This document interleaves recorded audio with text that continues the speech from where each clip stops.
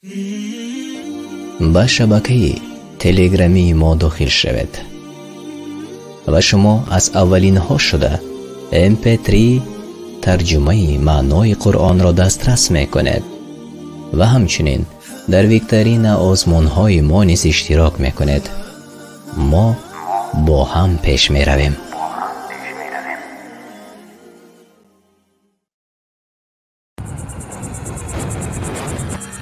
сураи одиёт яъне аспони даванда дар Макка нозил шудааст ва аз 11 оят иборат аст. بسم الله الرحمن الرحیم ба номи Аллоҳи бахшояндаи меҳрубон. والعادیات ضبحا فالموریات قدحا аллоҳ савганд ёд мекунад. савганд ба аспони тозандае ки нафасзанон ба тарафи душман ҳамла мекунанд. савганд ба аспоне ки ба наъли худ сангро зада оташ мебароранд. فالمغیرات صبحا فأثرن به نقعا پس سوگند به اسبانی که بر مقابل دشمن بامدادان هجوم آورند و آنگاه در آنجا غبار برخیزانند. فوسطن به جمعا إن الإنسان لربه لکنود و آنگاه در آنجا در میان درآیند و دشمن را سرنگون سازند. به درستی که آدمی پروردگار خود را شکر نمی گوید. و اینه علی ذلك لشهید به درستی او خود بر این گواه است. و اینه لحب الخیر لشدید و او علاقه سخت با دارایی و مال دارد. افلا یعلم اذا بعثر ما فی القبور آیا انسانی که مغرور است نمیداند الله تعالی مردگان را از گورهایشان برای حساب و جزا بیرون می آورد؟ و حصل ما فی الصدور و آنچه در دلها از نیک و بد پنهان است آشکار شود. این ربهم بهم یومئذ لخبیر پروردگارشان در آن روز از حال آنها و عملهایشان آگاه است و هیچ چیزی از او پنهان نخواهد ماند. شما سوره عادیات را شنیدید، یعنی اسبانی دونده. در مکه نازل شده است و از 11 آیات عبارت است.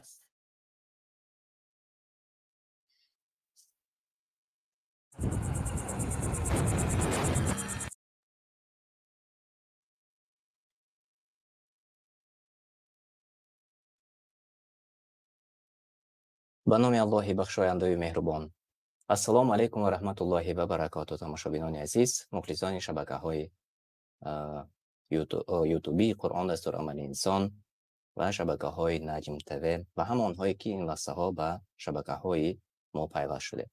این لحظه برنامه ما مستقیما پیشکش شما می شود و ما درباره احکام قربانی با شما صحبت میکنیم ان شاء الله.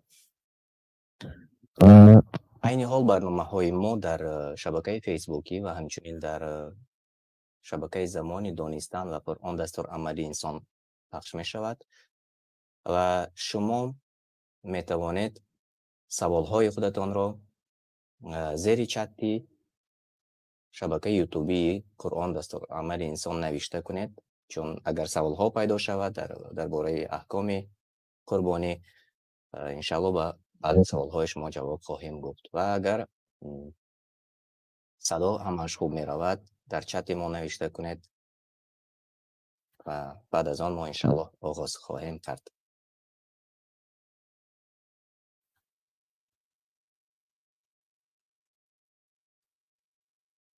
امیدوار هستیم که شما ما را خوب میشنوید و اگر همش خوب است جهت تکنیکی شما زیر چت نوشته کنید.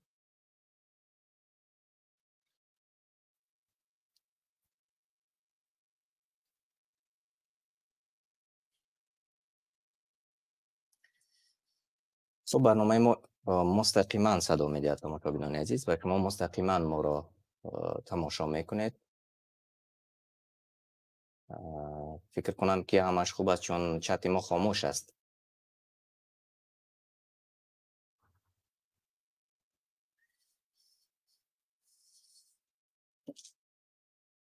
تماشاگران عزیز، امروزه برنامه رو من چون همیشگی باز میخواستم با یادرسی شدن یک حدیث آغاز کنم.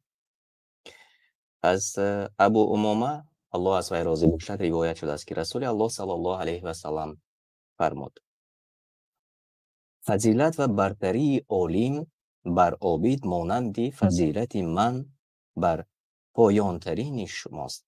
و سپس فرمود: همانا الله و فرشتگانش و اهل آسمان و زمین حتی مر در لانه‌اش و ماهی بر آن که به مردم درس خیر می‌دهد درود می‌فرستاند.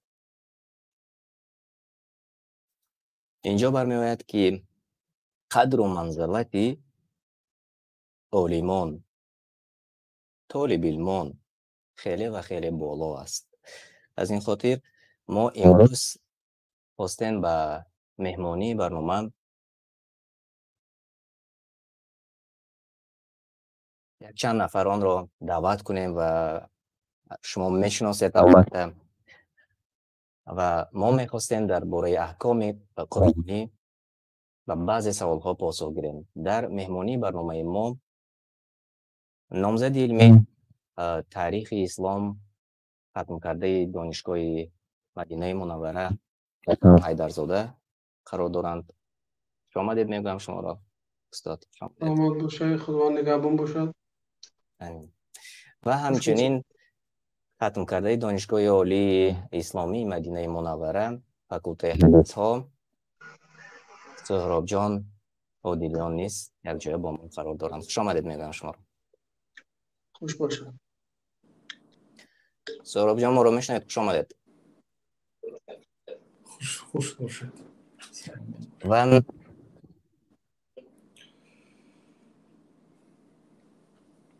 اگر شما آماده باشید بیایید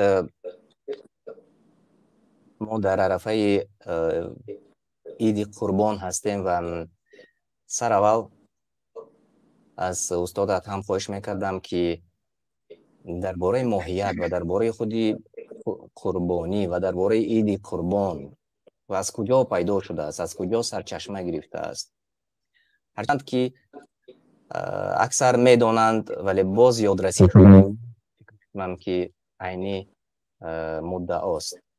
و از این آغاز کنیم درباره عید قربان، درباره تاریخ عید قربان و آیا این عنعنه است و یا این چگونه ما میتوانیم درباره عید قربان به مردم به آسانی معلوماتی کوتاه دهیم. مرحمت. بسم الله والحمد لله والصلاة والسلام علی رسول الله. اول یکی بینندای گرامی را به این عید آمده ایستاده تبریک میگم. الله تعالی عید را مبارک گرداند و در این روزهای مبارک که ما در روزهای 10 ذوالحجه قرار داریم، الله تعالی ما را از اعمال نیک و عملهای خوب و عملهایی که به او نزدیک میکند ما را سرشار گرداند و ما را موفق کند تا اینکه این روزها رو به طور باید و شاید خوب استفاده بریم، زیرا که روزها روزهایی هستند که فضیلتشان برای همه معلوم است. درباره برادر عزیز قربانی خیلی که سوال دادید، قربانی اصلا یک چیز است که میتوان گفت که از بدایت فرآمدن آدم علیه السلام تاریخ گرفته است، از اونجا منشأ و سرچشمه میگیرد. چون که در قصه فرزندان آدم علیه السلام که در سوره مائده است الله تعالی میگوید واتلو علیهم نبأ ابنای آدم بالحق اذ قربا قربانا، برای آنها تلاوت کن قصه و داستان فرزندان آدم را که قربانی کردند برای خدای تعالی و قربانی یکی از آنها قبول شد دیگریش قبول نشد. مقصد سبب قبول نشدنش این بود که یکی به تقوا پیشکش کرد و الله تعالی او را قبول کرد، دیگری با اینکه یک نمود خودپسندی و یک نادیده گرفتن که قربانی کرد، الله تعالی قربانی او را قبول نکرد. اما قربانی به معنای یعنی که نزدیک شوی است، از کلمه قرب، یعنی انسان به این عمل، به این عبادت، به این طاعت اقدام میکند برای اون که به الله تعالی نزدیک شود. بسیارتر قصه قربانی به حضرت ابراهیم علیه السلام و فرزند بزرگشان اسماعیل علیه السلام گویم که طبعا ذکر می شود و این یک سنتی است که از حضرت ابراهیم علیه السلام برای ما آمده است. ابراهیم که یک مرد مهاجر بود، مردی که یک وطن خودش ترک کرده بود، ابتلا و امتحانهای زیاد بالی سری آمد. میتوان گفت که یکی از ابتلاهای بزرگش مخالفت پدرش با او بود، مخالفت قوم با او بود، مخالفت شاه ظالم نمرودی لعین با او بود. بعد از اون هجرت کردنش به شام و از شام به مصر و این گونه یعنی مشکلی های حیات زیاد رو دیده بودند. بالای این فرزند نداشتن و خداوند در پیرمردی، در که سالخوردگی برای حضرت ابراهیم پسر رو نصیب کرد که اسماعیل نام دارد. و وقتی که این پسر تولد شد و مثلا مرحله های حیات رو گذشت و به نورسی رسید، خیلی در روایت ها تفسیر میارن که 13-14 ساله شد. و اگر به زبان تاجیکی گویم بسیارتر کلمه دستیار استفاده می‌کنیم. بچه‌م دستیار شده است، معنیش این که دیگر مگزین میرد، از مگزین خریدتون میبیارد، بازار میرد میتونه بارتون بیارد، یکم از بیدی شاید خانم میگم کوکر خدتون میتونه یاردم کند. یعنی که فلما بلغ معه السعی، یعنی که همین آیت تفسیرش میگن که بلغ معه السعی یعنی که یک سن 2 سال رسید که میتونست که با پدرش همراه رود و با پدرش دستیاری کند. یعنی این سن 2 سالی است که بسیار پدرها با این میفخرند و میبولند و خرسند میشن وقتی که پسراشون همراهشون این طرف اون طرف میرود. و وقتی که همین سن 2 سال رسید، ابراهیم علیه السلام روز خواب رفت یا شب خواب رفت و در خوابش در اومد که پسرش را ذبح کرده است، قربانی کرده است. این در حقیقت یک امتحان بزرگ بود، یک ابتلای بزرگ بود. یعنی ابراهیم علیه السلام بدونست که اشاره از طرف خدا هست. این خواب خصوصا خواب پیامبران معنای وحی دارد و وقتی که این خواب با ابراهیم علیه السلام در آمد، ابراهیم علیه السلام برای خدا نفکر که برای چی من اینقدر در راه تو تحمل کردم، هجرت تحمل کردم، وزنی تحمل کردم، با قوم خودم، با شاه ظالم و غیره چیزهای مشکل ها رو تحمل کردم. باز آمده در زمان پیرانسالی برای من میگه که فرزندی یگانه که در پیرانسالی برای من نصیب کردی میخوای برای تو بونات ذبح کنم و قربانی کنم. یعنی این چیزا نگفتن حضرت ابراهیم، بلکه به یک روحیه این سخن رو پذیرفتند. اینجا ایمانشون رو نشان دادن، اطاعتشون با خدا رو نشان دادن، تسلیم خودشون با خدا رو نشان دادن و به عبارت در ذهنشون میگذشت که خداوند اون چیزی که میپرسد خودش میدونه، خداوند دانا هست، خداوند خودش تدبیرکار است. بنابراین در علتی به خوب در آمدنش هم علامه طاهر ابن عاشور میگن که اگر این به وحی عادی به حضرت ابراهیم گفته میشد شاید یک نمود ناراحتی، یک وزنینه برای حضرت ابراهیم میشد، اما به خوب آمدنش این یک بسیار یک نازکیه دارد که خوب دوستی عزیزم یعنی هم تعبیر دارد هم معناهای خفی دور دارد. یعنی که این به معنای ذبح شدنش انیق نیست وقتی خوب باشد، یعنی که احتمال میشه که این خوب یک تعبیری دیگر داشته باشد، مثلا ذبح کردن فرزند، یا اینکه یکم معنای خفی دیگری داره که الله تعالی میخواست اشاره کند به آن. و این یک نمود ابراهیم علیه السلام یک آرامی میبخشد که این وحی از طریق خوب شد. این سخن طاهر ابن عاشور عالم زبردست است. خلاصه برادر عزیز، ابراهیم علیه السلام اطاعت کردند، چیزی الله تعالی گفت همون را قبول کردند. در آیات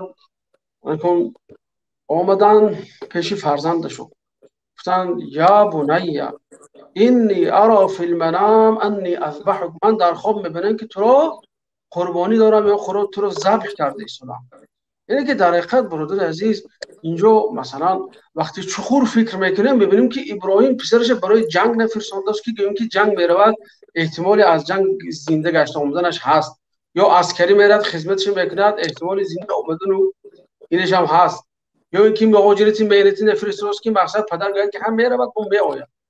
اینجا یک تماما چیز دیگر است که یک گویم که چیزی رو پیشنهاد کرده ایسور است که معناش خیلی معنی عمیق است و خود نقش اساسی رو هم پدر می‌بازد. نقش گویم اگر این تعبیر اجازه باشه تو قاتل گویم اگر همون ذبح پدر گویم که همین نقش اجرا میکند و پسر در گویم که نقش چی است؟ مقتول است.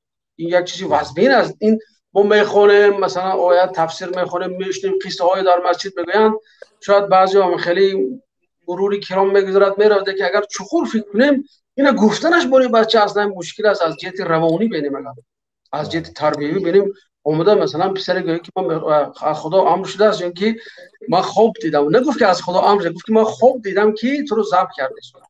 این که از جهت روانی هم خیلی برای بچه وزین است این چیز. هم ابراهیم علیه السلام یعنی که وقتی که پیشنهاد کردن به پسرشون اینجا مثلا میبینیم که بچه اصیل زاده رو میبینیم که چه خیلی فرمان خدا رو قبول میکنه و اونا اینکه به میداره. یعنی که چه خیلی گفتم حضرت ابراهیم گفتن که فرمان خدا از خواست خدا هم بوده، از خواست خدا نوری دیده تا سر خواست خدا اجرا میکنه و باید اطاعت و تسلیم ما فراموش نکنیم و فرمان الله تعالی ایمان خودمون رو به همین چیز باید جلوه تیم و پسرشون به همین طرز پیشکش کردن که بچه خودش مجبور حس نکنه. اینه به درجه مهربانی پدر میخواستن که بچه امر خدا رو اون طور اجرا کند که خودش خواسته و اطاعت کارانه و تسلیم خودش به امر الله تعالی اینکه آشکار کنه. من چرا میگم که این فرمان الله تعالی دوستی عزیز؟ برای اون که اسماعیل گرچند کوده که نورسان بود یا اینکه نورسان بود جوان و نوجوانان بود میدونست که خوبی پیامبر این وحی است. حضرت ابراهیم هم برای باز ابراهیم گویم که به یک نمود گویم که ابراهیم خودش مجبور حس نکند، نگفتن که امر خدا، گفتن که خوب است، خوب دیدم و خیلی شد. ببینید یک گویم که تربیه و اسلوب چقدر انسان چقدر کودک به ایمان آشنا کردن، چقدر در دل کودک در رگ و پیوند کودک ایمان جا کردن حضرت ابراهیم علیه السلام برای ما تعلیم میدن اینجا. و اگر اینو کوتاه کنیم استاد، اگر کوتاه کنیم و به آخر قصه رسیم، چون ما بارها این را مفصل شنیدیم و من امیدوارم که اکثریت آنهایی که ما رو تماشا میکنند آنها نیز شنیدند. خب پسرم وقتی که بله فهمو پسرم وقتی که این چیز فهمید برادر وقتی سوال دادن، یعنی پسرم یک آداب و اسلوب و یک گویم که مهربانی گشته نشان داد از خودش. مثلا وقتی گویم که عکس العمل حضرت ابراهیم ببینیم، یعنی که در وقتی که این سوال شد گفتن که یا ابتی، یعنی که هم آداب برای آیه کردن هم گویم که چیز مهربانی است. اینجا گفتن که پدر جان مهربانی است، آداب است، یعنی که اینجا از خودشون یعنی ناراحتی نشان ندادن. خودشون این چه خیلی میشه، تو چه خیلی دلت میشه فرزند خودت بشینه، یعنی که پدر جان افعل ما تؤمر، هر چی میخواهی یعنی که هر چی امر شدی آن رو اجرا کن، هر چی یعنی که از طرف خدا میدونستن که این امر از طرف الله تعالی هست، برام گفتن که افعل ما تؤمر، یعنی هر چی به تو امر شده آن رو اجرا کن. بعد اون ببین باز من مقصد برادر اینجا کم کم تفصیل دارم میدونم برای این است که این بعض جزئیاتی هست که ما اینا همچون قصه در اینجا مثلا نقل نکرده است، یعنی که از اینجا هم عبرت های و بعضی چارهای تربیویش نقل میکنیم که مثلا حضرت اسماعیل بنگفتن که ستجدونی ان شاء الله من الصابرین، یعنی در حالتی تو مرا ان شاء الله از جمله صبور یا انسان‌های صبر کننده خواهی یافت. یعنی ببینید انسان طاقت و صبر و تحمل خودش میدونه، بنابراین اسماعیل علیه السلام گفت که من صبر میکنم. یا اینکه حاضر بعضی بین جوانا بگن که خودشون این بچه‌ای که پریکلوچین و سیر و گشت نظم بنن، یا اینکه از یک چی ماده دیگه از برادر شما مثلا بسیار تا اروپا باسکو مثلا میگه که نیمنوشکا ادرنالین، ها، یعنی که این چیزا ادرنالین ادرینالین کو اینم باید خودش رکلام کرد که اونجا ها مالش ما یک بینم که خودم ادرینالین من وای کنم. نه اینجا مقصد اینه که فرمان و اطاعت و تسلیم و ایمان و قضیه همین چیز است. اینو برای این بچه گفت که ان شاء الله اگر خدا خواهد گفت، یعنی که صبر و تحمل من این گفت با چی وابسته است؟ به اراده الله تعالی وابسته است. و اگر الله خواهد من ان شاء الله به یک صبوری، به یک شکیبایی این ابتلا و این امتحانی که از طرف خدا بالای شما پدر آمده است ان شاء الله میگذاریم تو کسان. یعنی هم اینجا ابراهیم رو چه کرد؟ دل برداری کرد، آرامی به دل ابراهیم آورد که ابراهیم وقت دید الکه ابراهیم خرسان شد که فرزند، یعنی که ثمره میوهش رو دیده ایستاده است، ثمره دیده ایستاده است که اینجا گویم تربیه خوب گرفته است. بله اصلا حضرت اسماعیل یعنی که عیناً خودی پدر با این برادر وقتی که حضرت ابراهیم در گویم که بابل بودن، در عراق بودند و با نمرود میکردن، همین حالت ها گویم که عیناً با بالای حضرت اسماعیل علیه السلام آمد. اسماعیل علیه السلام همینا گذراندن همیشه با خدای تعالی، یعنی که اطاعت خودشون را آشکار کرد. خب بعد میگه که الله تعالی در همین سوره صافات میگه که فلما اسلما، ببین عباره ببینید الله تعالی از آسمان شهادت میده و میگه که هر دو پدر و پسر تسلیم شدن به امر الله. اسلما یعنی به صیغه تثنیه، پدرم تسلیم شد، پسرم تسلیم شد، ایمان خود، اطاعت خود، تسلیم خود رو برای الله تعالی اونها پیشکش کردن. و تله للجبین، فرزند وقتی که پیشانیش به زمین گذاشت و دیگر بالایش به کارد بردنی شد، اونجا چی شد برادر عزیز؟ یعنی که یک امتحان واقعی شد. هر چی که ابراهیم در خواب دیده بود اینجا اومد پیش نظرش. پسر به زانو زده، گویم که یک طرفی رویش که زمین به خواب رفته است، پدر در دستش کارد است، کارد گرفت و وقتی برد بالی گردن ابراهیم بردنی شد، از آسمان ندا شد. الله تعالی میگه در دوم آیات که و نادیناه ان یا ابراهیم، ندا کردم میگه الله تعالی ای ابراهیم قد صدقت الرؤیا، تو خوابت تصدیق کردی، تو خواب جامعه عمل پوشوندی، تعبیر خوابت گم واقع شد، تو ایمان خودت، صداقت خودت، تسلیم خودت، باوری خودت به خدا رو به همین شکل نشان داده و این چنین فرزندی تو به همین شکل ایمان و صداقت خودش به الله تعالی نشان داد. نبی الله تعالی از بالای 7 آسمان گفت قد صدقت الرؤیا، یعنی خواب رو جامعه عمل پوشوندی. اکنون دیگه چی ماند برادر عزیز؟ مسئله دیگه مسئله خون و گوشت مونده بود، یعنی که کارد برده. بعد اینجا بود که الله تعالی فکر شد گفت از امتحان گذشته ابراهیم، اسماعیل که هم از امتحان گذشته، الان گوشت و خون از این گویم که کشقاری که برای شما پیشنهاد کرده میشد و فدیناه بذبح عظیم. ذبح یعنی که همون کشقاری کشته میشدگی خیلی بزرگ، یعنی کلان، دلکش، دلچسب. و همین چیز میگه الله تعالی اینکه اسماعیل را فدا کرده. یعنی که اینجا برادر از همین جا همین سنت برای ما جاری شد، یعنی که این حادثه، این قربانی که ما امروز ها میکنیم، این یادآوری از همون کاری هست که ابراهیم علیه السلام و اسماعیل علیه السلام صداقت و ایمان خودشون برای الله تعالی اثبات کردن با همین چیز. و ما همه ساله همچون پیرو از این ابراهیم و ابراهیمی که بتشکن است، ابراهیمی که ما پدر خود میداریم، قرآن هم به ما پدر میگه ملت ابیکم ابراهیم، شما رو خدا برگزید به ملت پدر خود شما ابراهیم، هو اجتباکم هو سماکم المسلمین. همون ابراهیم میگه شما رو مسلمان نامید، هو سماکم المسلمین. بنابراین ما همچون یک پیرو، ما همچون یک اطاعتکار و همچون یک گویم که امت و همچون یک گویم که دوستار ابراهیم علیه السلام همین عبادت را با پیروی از پدرمون ابراهیم علیه السلام به نشانه گویم که عقیده خود ابراز کردن، به نشانه اطاعت بیچون و چرای خود از الله تعالی را گویم که ابراز کردن. همین کار همین اکثریت استاد امروز مثل که شما گفتید پیروی میکنند، اکثریت قربانی میکنند، اکثریت یگان سال نیست که قربانی نکنند. اما ببینید که این چیزی که از طریق شما این واسه گفته گذاشتید، آنجا ابراهیم علیه السلام فرزندش را موافق فرمان، موافق امر الله میخواست که ذبح کند. اما امروز ببینید که اکثری ما از قربانی کردن یک گوسفند بعضا می شود که من پول ندارم یا اینکه من پول جمع نکردم، هر چندی که می توانستند ذخیره کنند و اگر الله نشان ندهد و فرزندش کسل شود، بیمار شود، ببینید که چقدر مبلغی که لازم می شود، از کجای لازم می شود می یابند. اما وقتی که قربانی هر سال آماده می رسد میگویند اگر خیر توانیم از عهده‌اش برای میکنیم، نباشد دیگر این فرض نیست و میگویند و دیگر خودشان را سریعت فریب میدهند. بله. این فرقیت بین صالحان و ما. برای یه آدم برای من سوال داد، مثلا گپ که اومد میگم سوال داد، من گفتم که میگو بعضی چیزا که خانه‌ای و به حساب کرده میشد نمیشد، قربانی چه خیلی آدم کردنش در کار.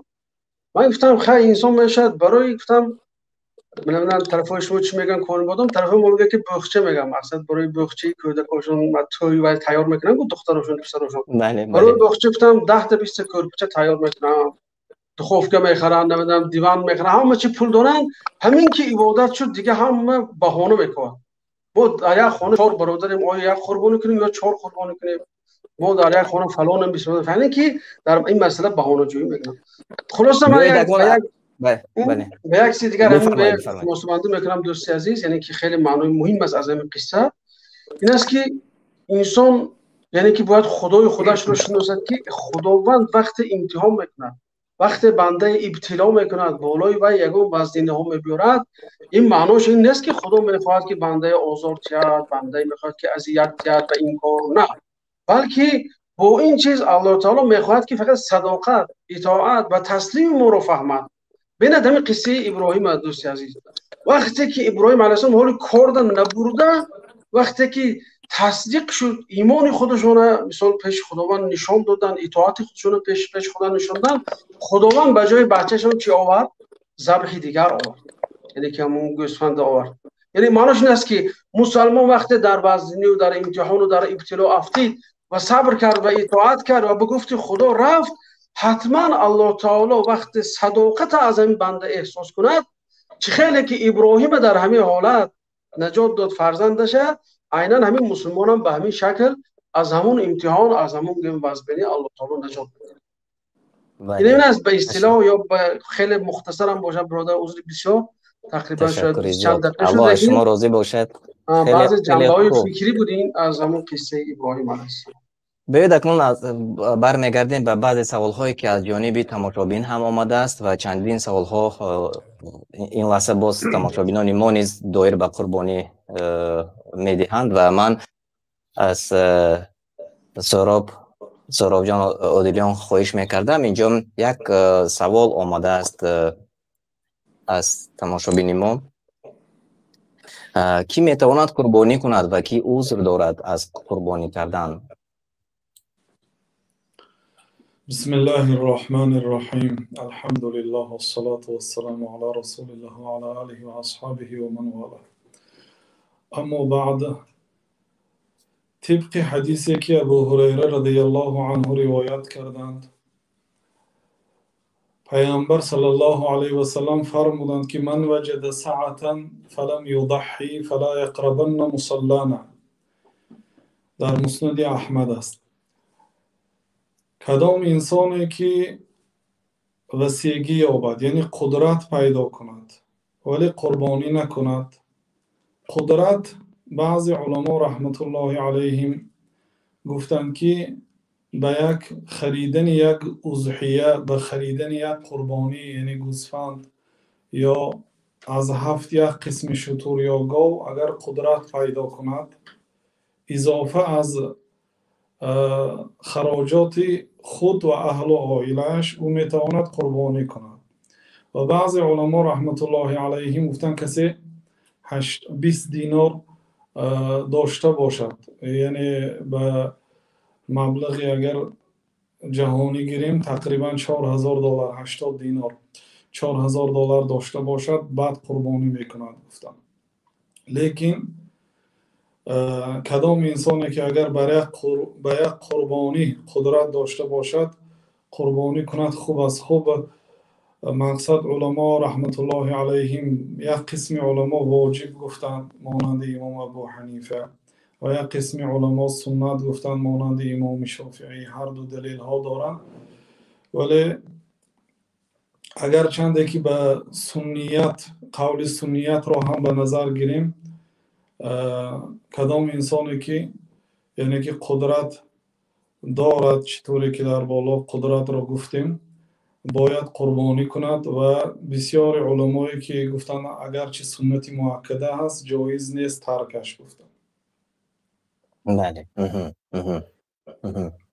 و من یادرس می شوم سهراب جان عادلیان ختم کرده دانشگاه عالی اسلامی مدینه منوره فاکولته حدیث ها هستند و بعضی سوال های شما مربوط به قربانی انشاءالله جواب میدن و اگر شما سوال داشته باشید زیر چت میتوانید زیر چت شبکه یوتیوبی قرآن دستور عملی انسان نوشته کنید، چون در چند شبکه ها این واسه شما ما رو تماشا میکنید. از این خاطر من یادرس میشوم در زیر چتی قرآن دستور عملی انسان شما میتوانید سوال های خودتان رو فرستید و انشاءالله به سوال ها کوتاه جواب میگم. سهراب جان میگفتید که همون گوسفند باید چند ساله باشد یا اینکه گاو فرقیت هست در سن و سال گوسفندی ضبط میشده یا گاوی ضبط میشده یا اینکه اشتری ضبط میشده؟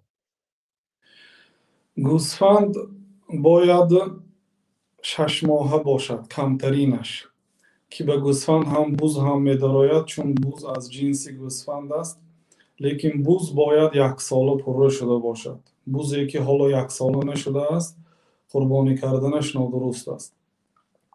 گوسفند بعضی علما گفتن گوسفند هم باید 1 ساله باشد و یک قسم علما گفتن اگر 6 ماهه پره شده باشد قربانی کردن گوسفند اجازت است گفتن.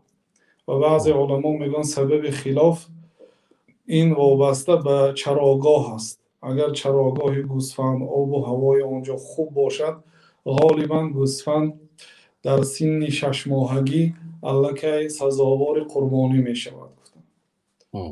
و گاو وقتی که 2 سال پره می شود، تا مادامی که 2 ساله پره نشده است قربانی صحیح نمی شود. و شتر 5 ساله پره و بعضی علما میگن که اگر وقتی که 4 ساله پره شده با 5 که قدم گذاشت اجازت هست میگن. یعنی بین چاروا نیز فرق بوده است، یعنی چاروای کلان باید که سن و سالش نیز کلانتر باشد، اما چاروای چارپایان خردتر سن و سالی خردتر، یعنی این چنین است. بله. و بیایید درباره کوتاه تا آمدن سوال ها از تماشابینان درباره قربانی های ممنوع کمی صحبت میکردیم، گفته میگذاشتید و بعد از آن به سوال های دیگری که هست اینجا واقعی با آن سوال ها گذاریم. مثلا در جاهای ما حتی من میدونم که وقتی یگان خانه میسازند زیر خانه میروند و یگان چاروا را ضبط میکنند، هیچ نباشد خروس میکشند یا اینکه خرگوش میکشند و نباشد گوسفند ضبط میکنند. آیا همین چیزها درست باشد یا اینکه یا دلیل دارد همین چیزها؟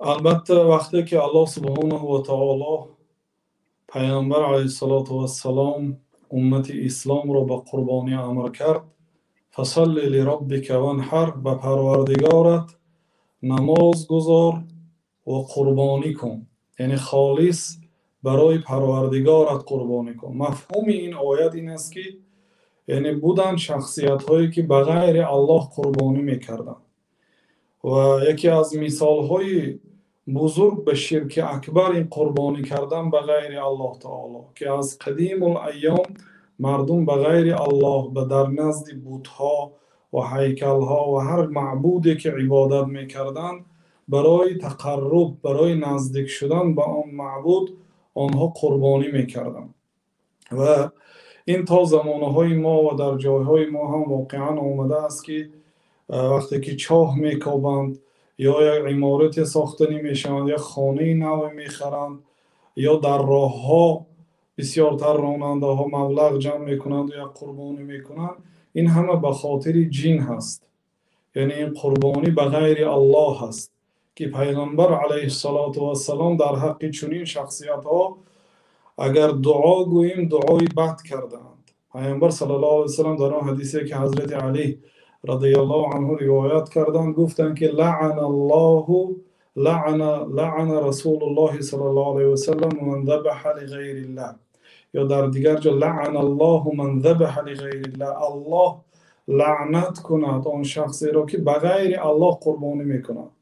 کدام شخصی که به عمارت به زیر عمارت قربانی میکند، حتی بعضی انسان ها نمیدونن سبب قربانی را، میگن قاعده اش هست. حتی بعضی ها اعتقاد میکنن که از دینی مقدس اسلام است که وقتی که انسان عمارت میکند یا خانه کهنه را ویران میکند یا یک کار میکند یا یک چاهی میکند باید قربانی کند. این از امر شریعت میدونن، معناش هم نمیدونن که این اصلا به خاطر جن هست که اگر رفت و در همین مکانی که ما عمارت میکنیم یکی اگر در همینجا جن ها تا امروز زندگی داشته باشن، چون وقتی که ما به اینجا عمارت میکنیم ما به حیات آنها به زندگی آنها خلل میرسانیم و آنها در نتیجه به ما ضرر میرسانند. اگر شما مشاهده کرده باشید در بسیار کشورها خانه های قیمت به نرخ بی‌نهایت ارزان به فروش گذاشته شده است. حتی خریدارها هم از جهت ارزان بودنش میخرند، یک ماه زندگی میکنن و با خانه به فروش میمونن، نمیتونن زندگی کنن از سبب آنکه در آن خانه جنها مسکون است، زندگی میکند، اذیت میتید، مردم میترساند، مردم از بحر آن خانه میبرایند. بنابراین هم از ترس جنها مردم ما هم از قدیم الایام وقتی که عمارت کردن شوند اقلا یک خروس یا یک مرغ میکشن که این کفر محض است و به سبب این عمل از دین خارج میشوند، کافر میشوند. و عجایبیش آن است که وقتی که میگیم که این کارو نکنید بیان مقصد خبر میکنن که ما قربانی کردنیم در بدایت عمارت یا روید قرآن خوانید، وقتی که میگید که عمل کفر است، این عمل شرک است، میرن دیگر دانلای خبر میکنن و اون کارشون هم میکنن. لیکن چخیلی که در ابتدا شما قید کردید به قربانی که الله تعالی امر کرده است، بعد از این سرکشی میکنند و از این بهانه جویی میکنند. شاید سهراب جان بعضی ها از یعنی ندانستن باشد، شاید اکثر نمیدونند این کار را اجرا میکنند و اگر میدونستند که این به خاطر جین است یا اینکه یعنی ناراضگی جینی که اونجا مسکون شده است و با اون فکر میکنم که نمیکنند این کار را. و الحمدلله امروز که شما روشن‌تر کردید این موضوع را، بنیاد یک موضوع وسیع است و من فکر میکنم که انشاءالله روزهای نزدیک درباره همین شرک ها ما و شما میتوانیم باز برنامه های مخصوص کنیم، چون اکثریت از نادانی میکنند. چون من در خاطر دارم که حتی نزدیکان ما نیز در این گونه عمل ها رو بسیار اجرا میکردند. حتی من میدونم که اکثرا در مزار به خاطر مرده ما خوب روند گفته رفته در مزار نیز گوسفند ذبح میکنند یا خور ذبح میکنند و باز آش میکنند و همون گرگ‌ها را نیز دعوت میکنند که آش آمده خورید. این گونه عملها خیلی زیاد است در جاهای ما و شاید اصلا از جهالت باشد، از نادانی باشد و انشالله که ما امیدوار هستیم که مثل شما برادران و استادان مردم را میفهمانند، یعنی تا ندانند در همون کار دوامت میکنند و خودتان باز خوبتر میدونید که وقتی دوامت میکنند در کفرشان اگر زیادتی کنند آیت‌های قرآن است که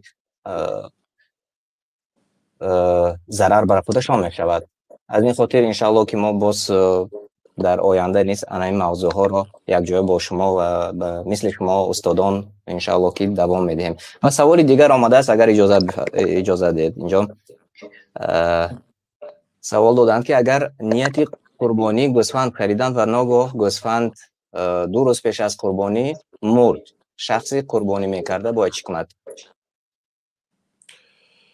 اگر قربانی بعد اینکه تعیین شد، تعیین به معنای همین گوسفند برای قربانی هست گفته، گوسفند را یا اینکه مثلا گاو رو معین کرد، رنگش هستیش را معین کرد و در این صورت اگر دزدیده شود یا تلف یابد یا شکند، علما رحمت الله علیهم گفتند که از گردن او ساقط می شود. و اگر رفت و امکانیت داشته باشد و دیگر قربانی کند، دیگر گوسفند قربانی کند، این بهتر است، برای آنکه اگر چندی که به این گوسفندی که هلاک شد اجر و ثواب میگیرد، لیکن باز در خود قربانی بعضی عملهایی که جناب رسول الله صلی الله علیه وسلم که با دست مبارکشان قربانی کردند و شاهد شدن در وقت قربانی و نام الله تعالی را ذکر کردن و از گوشت آن خوردن و از گوشت آن اهل و عائله و فرزندان و نزدیکان خوردن دیگر فایده های زیاد باز دارد. اگر چنده که این انسان وظیفه خود را ادا کرد یا اینکه یک مراتب خرید، اگر این کارها را کرد، البته الله تعالی اجر عظیم میدهد برایش اگر وفات کند، لیکن اگر باز امکانیت داشته باشد و قربانی کند، اجر عظیم برایش انشاءالله نصیب میشه. تشکر زیاد. و سوال معمولی است با قصاب، یعنی که اکثر در همه خودشان نمیکشند، چنانکه که شما گفتید رسول الله صلی الله علیه و سلم خودشان ذبح میکردند، اما در جاهای ما معمول است که قصاب رو دعوت میکنند برای ذبح قربانی. آیا از مزد قصاب را از گوشت قربانی دهم و یا اینکه قصاب پول دهم، کدامش بهتر است؟ گفته سوال دادند. در مسئله قربانی و در مسئله حدی که حاجی ها قربانی میکنند در مکه و در مسئله عقیقه که اینا همش برای الله تعالی، برای نزدیک شوی عبادت است، کشته می شود، ذبح می شود، در این حالت ها به قصاب از گوسفند یا از شتر یا از مال ذبح شده یگان چیزی داده نمیشه، بلکه مبلغ داده می شود. پیامبر صلی الله علیه و سلم وقتی که 63 شتر را با دست مبارکشان قربانی کردند، 37 تای دیگر را به حضرت علی رضی الله عنه وکالت کردند و فرمودند که الا نعطی الجزار منه شیئا، به قصاب از این قربانی یگان چیزی را ندهیم. و گفتند که نحن نعطی من عندنا، ما از نزد خودمون میدهیم، یعنی مبلغ میدیم به قصاب، برای آنکه وقتی که شما میدهید گویا که شما قربانی را فروختید و فروختن قربانی و عوض کردن قربانی اجازت نیست. حتی پوست آن و مثلا سر و پای آن را به قصاب داده نمیشد مگرم اول مبلغ قصاب را پر را میدهید. قصاب که از آن مبلغی که گرفت راضی شد، اگر خواهید که صدقه کنید بعد صدقه میکنید، لیکن اول اگر صدقه کنید شاید قصاب این چیزها رو به نظر گرفته مبلغی کمتری را گوید که مقصد پوست داد، پا داد، سر داد، بنابراین کمتر گیرم گفته، شاید اینو به نظر میگیرد. در این صورت هم شما با فروختگی حساب میشید. فروختن یگان جزء مال قربانی کرده شده اجازت نیست، بنابراین به قصاب فقط مبلغ داده میشه. اگر کوتاه کرده فرمانیم سهراب جان، چگونه ما باید که به قصاب مبلغ دهیم؟ یعنی که قصاب وقتی که می آید برای ذبح کردن میگوییم که برای مزد کاری که تو ذبح میکنی فلان مقدار است، چون شما گفتید که فروخته نمیشود و فرقیت اشکال مشکل است. این به عرف مردم باز میگردد. مثلا در بسیار کشورها وقتی که چیرا خبر میکنن قصاب رو، الکی نرخش معین است، میگوید که یک گوسفند فلان سوم است، پیشکی باید دگوار، یعنی شرطنامه باید داشته باشن، یا میپرسند که مزد شما چند است، بعد وقتی که میگوید میدهند مزد گفته‌اش را. بهتر که شرطنامه بر وقت شود. و خوب است و آینده من نمیدونم انشاءالله باز چه اضافه کردن همین سوالی برادر با بعضی قصابا مثلا یا راهی حیله پیش بگیرن، اینا خیلی داملو در ضمن گپشون اشاره به همین چیز کردن از دور که بعضی وقت میبینم میگه که مثلا نرخ گاو کشتن گویم که حاضر نرخ گویم 500 سوم باشد، مثلا یک گاو کشتن میگه که خیر من برای تو 300 سوم میکشم لیکن پوست و کلش و پوچکش میگیرم. یعنی این خرید و هم هست یا نمودی عقدی که بین اینسان قربانی میکرده که باید قصاب میشه که نه، البته عقد باطل است. چون که خیلی گفتیم از عرف باید که این چیزها نرخ و نوای عرف مردم معین بکنن بله. و به همین شکل اونو میخوان که همین پوست و کلش گیرن، خصوصا اونو که گاو میکشن. یعنی این جایز نیست، فقط بله، مزد کاری برای قصاب دادن. بله. این اگر بهتر است. قصاب اگر کمبغل باشد بغیر اون که مزد کاریش میتید تام و کامل میتید، بعد اون اگر بولی با گوشت همچون صدقه بولی میتید میشود. چون که بعد از اینکه ضبط کرده شدن همچون یا هدیه دادید مثلا برای قصاب بکنید دارد، چون خیلی که دیگه آدم با شما تقسیم میکنید برای اینا تقسیم کرد. بهتر این که اگر خودی انسان خودش ضبط کند از هم افضل این، یا چون رسول الله صلی الله علیه و سلم چنانی که سهراب جان گفته گذاشتند خودشان چندین گوشت را ضبط کردند. بله. و بیایید به سوال دیگر گذاریم. اینجا سوال از اروپایی ها آمده است. ما در اروپا قرار داریم و اینجا پوشتن چاروا منع است. آیا به پدرم پول فرستم از نام من قربانی کنند قبول می شود؟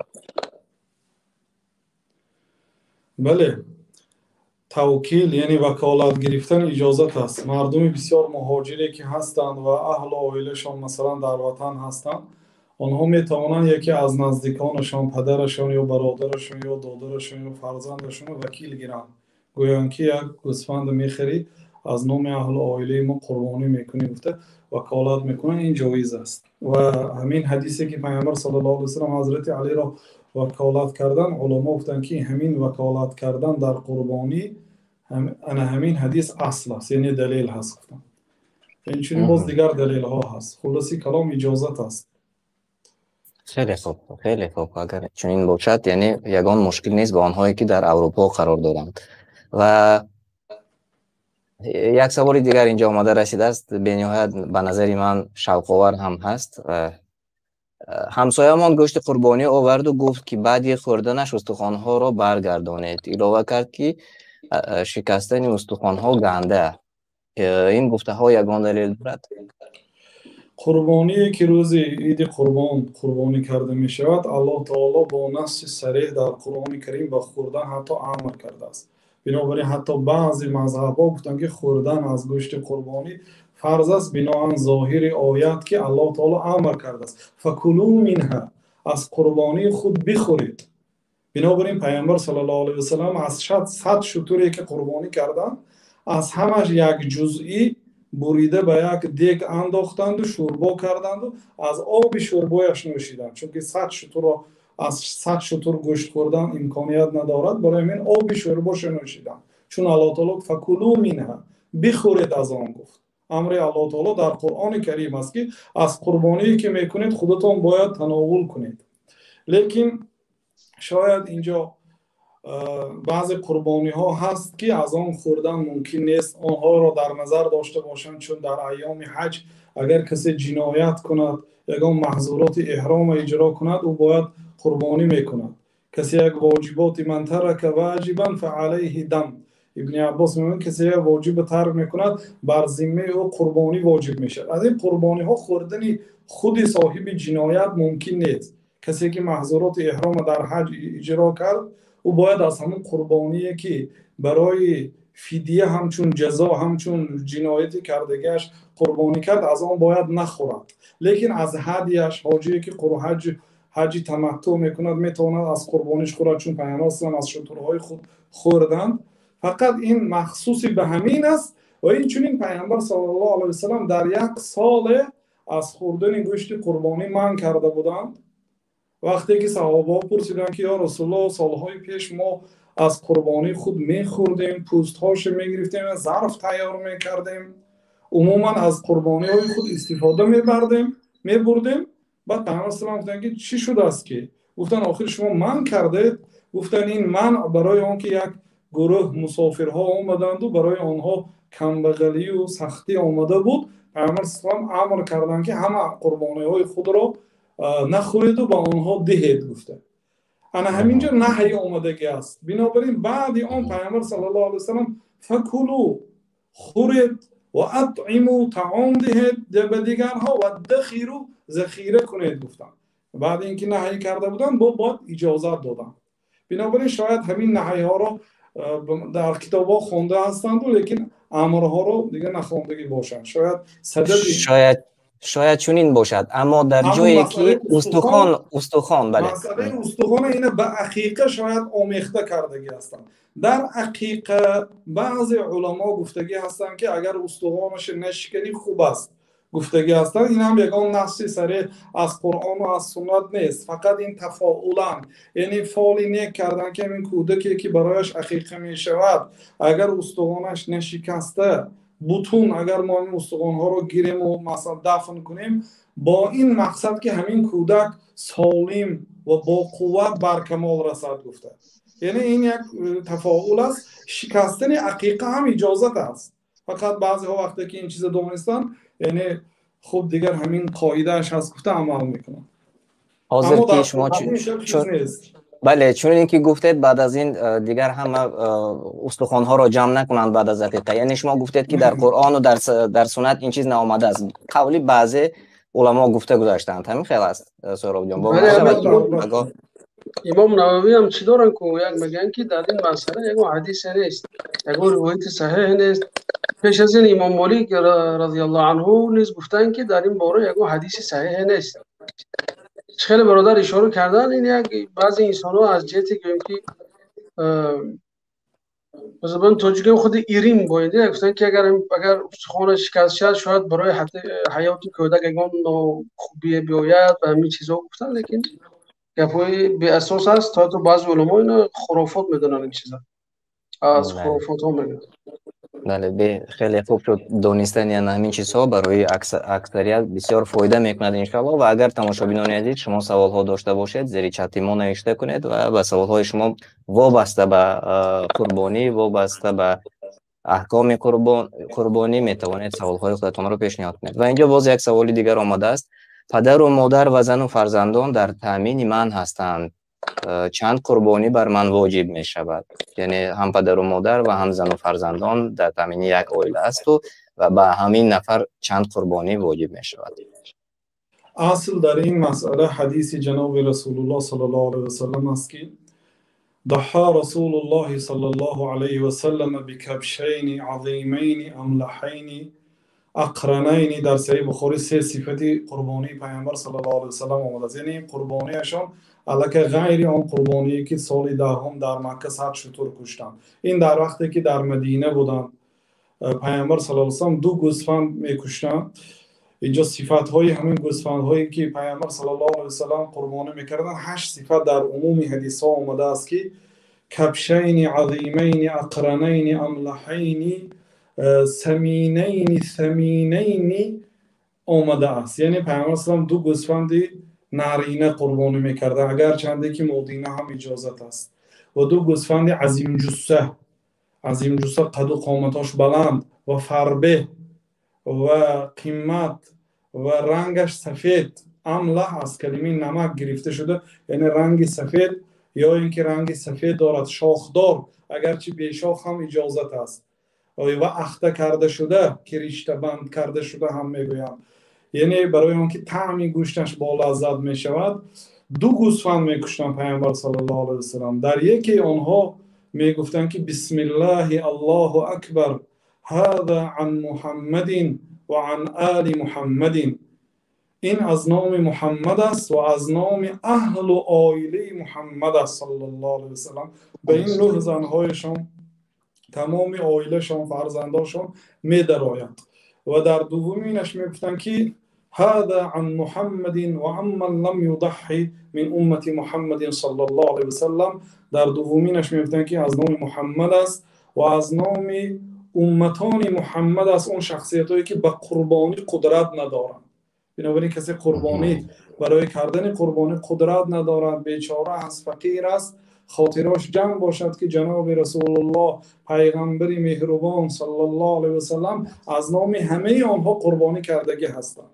و به مربوط به سوال شما، البته انسان اگر پدر و مادرش پیران ساله که در زیر نفقه این باشد و در یک عائله زندگی میکرده باشند، یا مثلا 2 عائله داشته باشد، 2 همسر داشته باشد، یک قربانی به یک عائله کفایه است. لیکن اگر در یک امارات زندگی کنند یا در یک حولی زندگی کنند و مثلا به قول اصطلاح مردمی دیگاشون جدا باشد، یعنی که مبلغ‌هاشون جدا باشد، عائله هر کس علاهیده طعام می‌پخته باشد، در این صورت هر عائله علاهیده قربانی می‌کند.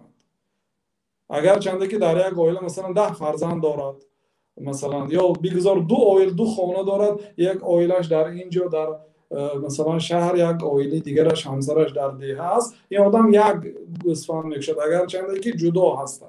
لیکن در یک حولی زندگی کنند و خیلی که در بعضی بسیار جایها هست که در یک حولی 4 برادرها با همراهی زن و فرزنداشون زندگی میکنند، زندگی هاشون علاهیده هست، آنها هر یک عائله علاهیده قربانی میکنند. یعنی که اگر پدر و مادر و یک فرزند باشد و فرزند در تامینات فرزند در پدر و مادر نفقه، یعنی در تامینات یک فرزند باشد، آنها به یک عائله داخل میشوند، یعنی کفایه یک گوسفند. کوتاه کنیم اکنون. و اگر که برادران با همراه یک جای باشند و زندگی خودشان داشته باشند، برادران به خاطر آنها به خاطر خودشان باید که ذبح کنند. درست فهمیدیم؟ بله.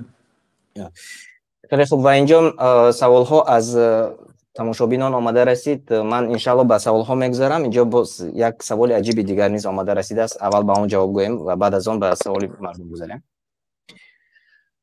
اینجا سوال دادند: من تجارت خردی ساختمانی دارم، کمتر قرض ها نیز دارم. اکنون من فکر میکنم کسی که تجارت ساختمانی دارد و مبلغ دارد، قرض گفته آنچه در نظر داشته شده است که آمدن و رفتن، یعنی درآمد و برآمد میگیرند و میفروشند و فایده میبینند. این خواه ناخواه چنین است. دوام سوال: من میخواستم خروس را قربانی کنم، آیا قبول میشود؟ و به همین مانند یک سوال دیگر آمده است. پیش از جواب دادن شما برادر عزیز مقدار چی اشاره کنم به همین سوالی که پیش از این بود، همین سوال آخرون درباره اون که یک کس یک عائله کند یا اینکه از یک عائله چند کس کنند. اینم در حقیقت بسیار حالت برادر، اگر ببینیم مسئله باز میراد به مسئله تقوی و ایمان و طاعتکار خدا بودن است. یعنی ببینیم که مقصد مردم در تویهاشون یک عائله لیکن 2 تا 3 تا گوسفند میکشن، پروا نمیکنن. توی میکنه یا عائله یک گاو میکشد، پروا نمیکنن. وقتی مسئله قربانی اومد دیگه پیش داملا دایده میرن، میگن که داملا ما 5 عائله یک چیز بیزنس رو یک گوسفند کنیم میشه یا نمیشه. راهی آسانی میجویند. همه میخواد که حساب خدا سودا کند، همه میخواد که حساب که دین قایچی کند. لیکن آخه همین چیزی که خداوند فرمود فایده خودی بنده باز، و کاری که برای توی میکنیم یا اون فایده نمیگیریم، اول فقط همون پول هدر کردن اسراف کردن است. اما این برای آخرت است، این عبادت است. خیر از این عبادت مواسات و دلبرداری است که ما این گوشت خودمون در خورده 3-1 تقسیم میکنیم برای بیچاره کمبغلا، 3-1 دیگرش ضیافت کردیم برای یار و دوستا، خاص 3-1 ذخیره میکنیم برای خودمون. یعنی که همین چیزا مردم باید درک کنن که این حوض برادر دوملا سرمجون دوباره خونده حدیث خونده که پیامبر صلی الله علیه و 100 تا شتر قربانی کرد. یعنی که دو روز پیامبر میتونستن که با 7 کس یک شتر قربانی کنن، خیلی از شریعت است. میگه 100 تا کردن. یعنی انسانه میگه که میلیون پول دارد، خونه 10 تا 15 تا خونش هست، مثلا قربانی اومدن میلنگد، بعد یک گوسفند قربانی کردن، میگه من آنام خودم کنم، کوکو همش جمع کنیم، چیکار کنیم؟ او برادر عزیز تو پولی یک رمه 10,000 گوسفند داریم، مثلا یک گوسفندش کردن. بنابراین بعضی حالتا به این سستی ایمان و کاستگی است که فقط میخوام حساب خدا خوریم، حساب خدا کم کنیم. همین زکات هم عینا نمیخواد از برادر بمونم میدونم سوال میبود که قرضمای زکات رو شکنیم، میفلان کنیم، بسم کنیم، همه چی اومده بالای سنگ بالای دین میافتاد و بالای فرمانهای الهی میافتاد. یعنی چون که شما گفتید باز از تقوا وابستگی کلان دارد. بیایید اکنون به آن سوالی درباره خروس گذاریم، اکنون به خروس گذاریم دیگر، چون به همین مانند یک سوال دیگر نیست باز آمده است. سهراب جان اینجا نوشته است که آیا راست است که یکمین بار در عمرش قربانی کند از خروس سر کند؟ مسئله قرضی که گفتید، اگر مسئله قرضدار، بعضی انسان ها مقصد قرض دارند ولی وفا هم دارند. شاید بدی 10 روز مزدشان می بیاید یا مبلغ نقد بعد می آید، یعنی که شخصی پولدار هست لیکن سهراب جان قطع شدند. استاد افهم نبای اینترنتشان به فکرم قطع شد و تا برگشتنشان اگر شما جواب میگوتید به این سوال. سوال اولی تکرار نکرد برادر من. خب اینجا نویسته است که من تجارت خوردی ساختمانی دارم، کمتر قرضها هم دارم. سهراب جان نیز برگشتند و میخواستم خروس را قربانی کنم. خب بیایید. نه دوباره گشتم. بله برگشتم. جهتی تکنیکی بود بفکرم. بفرمایید. مسئله قرض شیخ الاسلام رحمت الله علیه دیگر علما گفتند که اگر وفا داشته باشد قرض گیرد، یعنی قدرتی به برگشت دادن داشته باشد گیرد تا اینکه به این سنت پیامبر صلی الله علیه وسلم و از فایده های عظیمی که معناهای چقور و معناهای بسیار بزرگی که عبادت قربانی دارد خود و اهل عائلش و یار و نزدیکانش از این قربانی برخوردار شوند، چون که در این عبادت قربانی فایده های زیاد هست.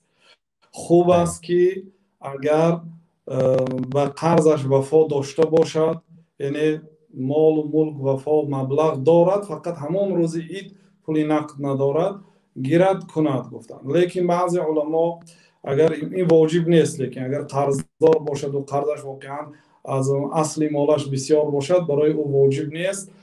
و بعضی علما گفتند که اگر قرض را رفته از کسی مقصد می گرفته باشد و این ذلت است، خاری هست، مقصد وقتی که از یک بنده قرض میپرسد و حالا که قربانی خودش ذلت پیش پروردگار است و عبادت بندگی که مقصود شریعت ما رو به ذلت در نزد الله تعالی باید باشد، خاری در نزد الله تعالی باشد، مقصود اساسی شرع هم همین هست.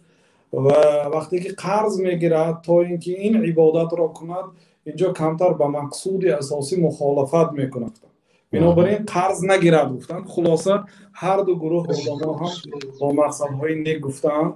این هر یک انسان به وضعیت خودش نگاه می‌کند. به بعضی انسان ها قرض گرفتن به نزد یک آدم به در یک کس رفتن یا زنگ زده از قرض گرفتن، این واقعا امر محال مشقت است. لیکن حالت های میشد که شاید آسان است، به یگان یعنی منت هست، در این صورت ها و امکانیت داشته باشد گیرد و به این قربانی گرفته قربانی کند. اجر. اما خروس را چی؟ خروس را میشود قربانی کند. برای آنکه قربانی این یعنی ذبح حیوانی مخصوص بهیمة الانعام در اصطلاح شریعت فقط گوسفند با دو نوعش، یعنی گوسفند و بز، و گاو هم با دو نوعش، یعنی گاو و گاومیش، اگرچه گاو بهتر است از گاومیش، و شتر هم با دو نوعش، شترهای دو سنمه و شترهای یک سنمه که پیامبر اسلام یک سنمش را کردند و اون بهتر است. انا همین ها فقط اجازت است، دیگه آهوی و اسب و مثلا خرگوش و دیگر چیزها اجازت نیست. خیلی خوب. اصلا اینجا سوال ها خیلی زیاد می شود در این موضوع. آیا ما خروس را قربانی کنیم؟ چون به نهایت زیاد مثل عنعنوی شده است و بعضا از نزدیکان ما نیست زنگ زده از ما میپرسند که آیا خروس کشیم یا که مرغ کشیم می شود می به جای قربانی گفتم. خیلی خوب شد که شما این را تاکید کرده گذاشتید. و بیاید به سوال تماشابین ما بگذاریم. اینجا سلام علیکم و رحمت الله و برکاته. مادرم وفات کردگیند، من میتونم از نامشان قربانی کنم یا در نام خودم؟ از نام مادری وفات کرده قربانی کردن جایز است و یا از نام خودشان کنند؟ سوال چنین. از نام گذشتگان قربانی کردن اجازت است. از نام گذشتگان این قربانی از نام پدرم، این قربانی از نام مادرم گفته در وقت قربانی، یعنی قربانی یکی از عبادت هایی که صراحتا در وقت نیت لفظ تلفظ کردن اجازت آمدگی از جانب شریعت که پیامبر این قربانی از نام محمد صلی الله علیه و سلم گفتند.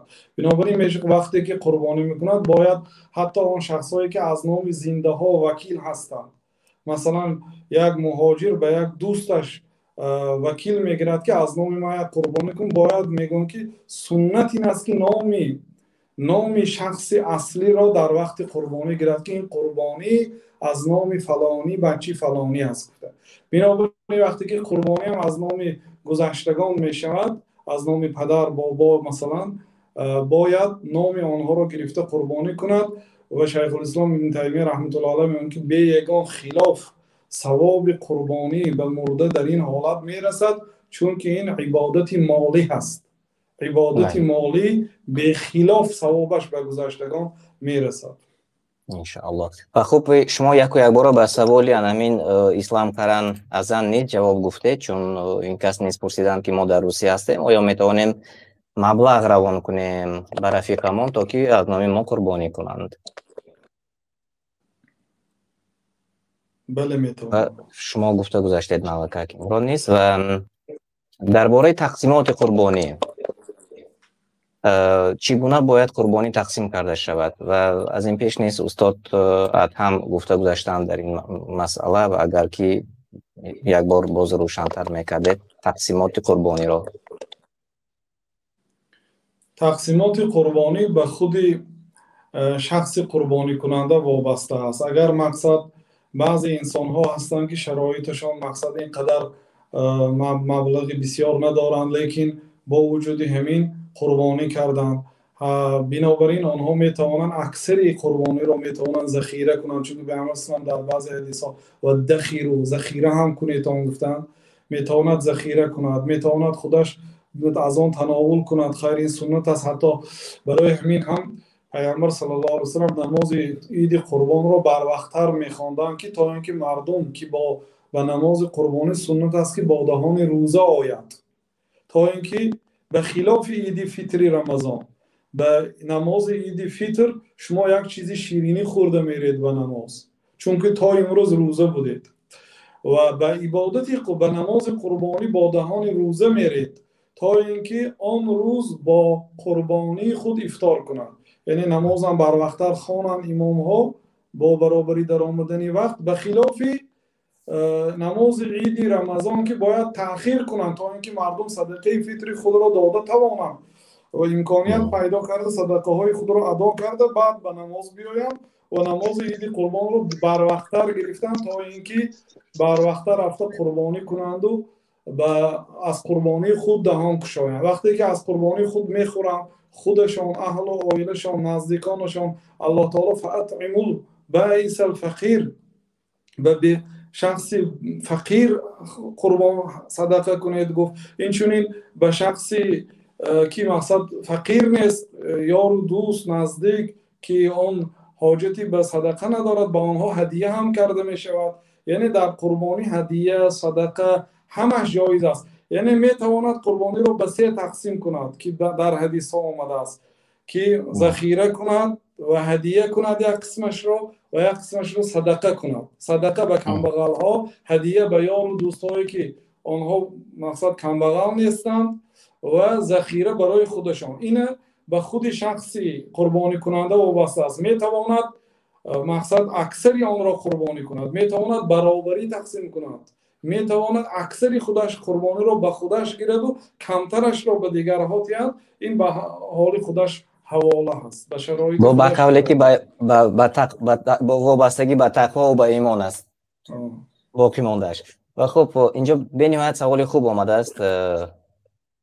عبدالرحمن محمد طاهر میگویند که گوشت‌هایشان داشتگی نباشد، نقصاندار نمی شود، یا اینکه اخته می شود. سوال دادند یعنی گوشت مال نبریده باشد، منظورشان فکر میکنم، و یا اخته شده نیست قربانی می شود. اخته شده چه خیلی که گفتیم پیامبر صلی الله علیه و سلم اخته شده را میکردند و این دلالت به جایز بودن اخته کردن حیوان ها میکند، چون اگر جایز نمیشد پیامبر صلی الله علیه و سلم از این گونه حیوان ها نمیخریدند، چون این گوشت حیوان را با لذت میکنند. و در مسئله گوش را بریدن یا پاش شکسته، این البته صفت‌های نقص باید در حیوان دیده نشود. مقصد چشمش بیمار نباشد، پای‌ها یا دست‌هایش شکسته نباشد، یا نقص نداشته باشد، اینچنین پیرانسال بد نباشد، مقصد دیوانه نباشد. همین گونه اگر گوشش بریده باشد، از 3 کمتر باشد، فقط بریده در جایش بریده باشد، بریده گرفته نباشد، اجازت میدن به شرطی که از 3 کم باشد. یعنی 20% گوشش اگر هم تو بریده باشد اجازت است، لیکن از این زیاد باشد ممنوع است قربانی کردن چنین. اگر علاوه داشته باشد استادت هم. بله همین چیز علاوه کردیم دارم که یک جمله کتیم شریعت مقصد وقتی همین چیز برای ما شرع کرد، سنت کرد و واجب کرد، هدف از همین قربانی از گوسفند یا مالی که قربانی بشود دلکش دلچسب باشد. مقصد دوست داشته خودش باشد. بله چولم نباشد، نشکسته باشد، چشمش این نباشد یا بعض مغزش چی نباشد. میگن مقصد چی؟ یعنی که گوسفند دلکش باشد. هم دیده دلتون گم که جذب است. چی میگم بتاوجو که دل آدم یعنی که گم شود دیده باشه. بنابراین یعنی که عیب و نقصان ظاهری که آدم دیده آدم کم کم دلش بر میکنه، ولی شریعت واسه نمیخواد. یعنی که برای خدا یک چیز پیشکش کنه که خالی از عیب باشد. خیلی که فرزند آدم هابیل پیشکش کرد و قربانیش قبول شد، نش باید قبول شود، عیب نداشته باشد. یعنی معنیش همین است. بله خیلی خوب گفته گذاشتید. و اینجا سوال باز آمده رسیده است. همون یک چیز رو ما گفتیم و مردم شاید خطا میفهمند. اینجا برای همین خطا نشدنش خواهش میکردم استادان شما را مبلغ روان کنیم برای قربانی کردن آیا جایز است گفته پرسیدند. یعنی که پول فرستند برای قربانی کردن. البته وقتی که مبلغ میفرستند باید با همون مبلغ قربانی خرند، لیکن این نه که فقط همون مبلغ گیرند و خیر کنند. برای اونکه قربانی کردن اگر چنده که به مردم از اون گوشش ندهد هم ثوابش عظیمتر است از خودی مبلغی اون تقسیم کردن. مبلغ فرستانند به یک شخصی وکیل خود، به یک دادار یا دوست خود، تا اینکه با اون مبلغ قربانی خرند، مال خرند و اون رو روز عید بعد نماز عید قربانی کنند از من همین کس.